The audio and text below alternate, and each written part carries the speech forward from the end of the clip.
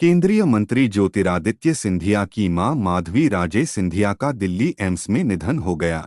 देश केंद्रीय मंत्री ज्योतिरादित्य सिंधिया की मां माधवी राजे सिंधिया के निधन पर शोक मना रहा है, जिन्होंने बुधवार सुबह 9:28 बजे दिल्ली के एम्स में अंतिम सांस ली। माधवी राजे के दुखद निधन ने कई लोगों के दिलों में एक खालीपन छोड़ दिया है, क्योंकि वह पिछले 3 महीनों से निमोनिया और सेप्सिस से जूझते हुए प्रतिष्ठित अस्पताल में इलाज करा रही थीं। माधवी राजे की विरासत पारिवारिक संबंधों से परे तक फैली हुई है। वह एक प्रतिष्ठित शाही वंश से थीं। उनके दादा जुड शमशेर जंग बहादुर नेपाल के प्रधानमंत्री और राणा राजवंश के प्रमुख के रूप में प्रतिष्ठित पदों पर रहे, जिससे उनके परिवार की विरासत में एक समृद्ध ऐतिहासिक पृष्ठभूमि जुड़ गई।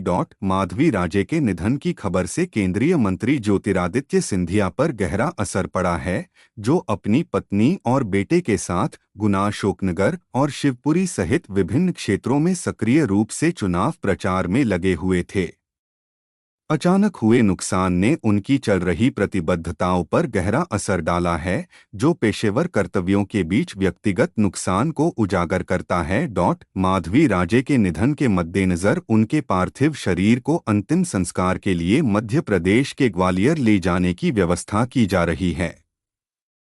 इस महत्वपूर्ण अवसर पर परिवार, दोस्तों और शुभचिंतकों का जमावड़ा होगा, क्योंकि वे एक प्रिय व्यक्ति को विदाई देंगे जिन्होंने अपनी कृपा और उपस्थिति से कई लोगों के जीवन को छुआ। माधवी राजे सिंधिया का निधन न केवल सिंधिया परिवार के लिए एक व्यक्तिगत क्षति है, बल्कि राष्ट्र द्वारा महसूस की गई क्षति की व्यापक भावना को भी दर्शाता है।